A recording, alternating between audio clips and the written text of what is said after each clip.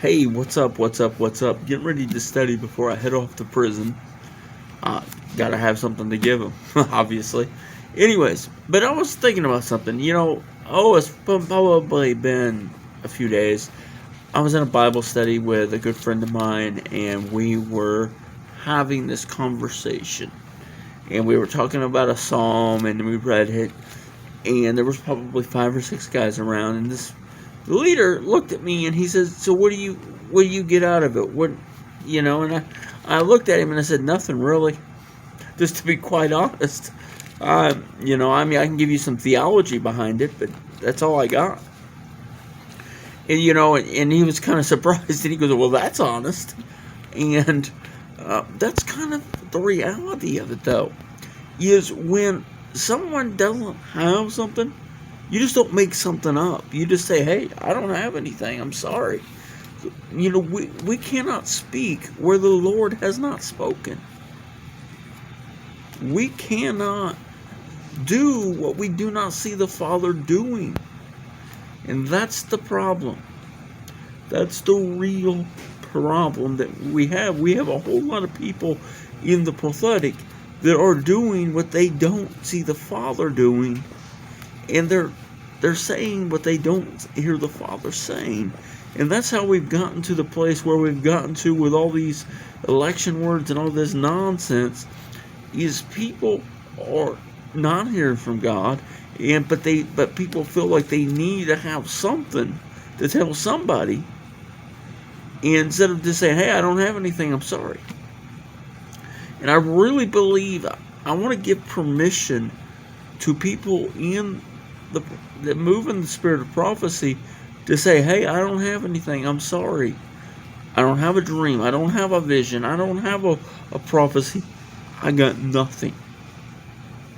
And that's okay. And I'm not saying that there's something wrong with their spiritual life. There could be, because you cannot give what you do not have.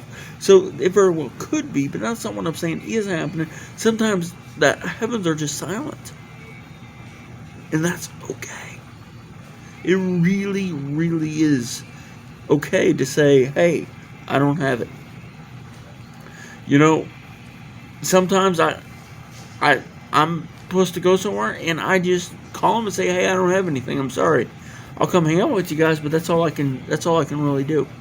So, and that's really kind of where we are, and that's kind of where we got in this mess, is everybody wanted an election word when God hadn't spoke. Most of the trusted prophetic people that I know all came to the conclusion is, "I don't got anything. He hasn't said anything about the election, one way or another.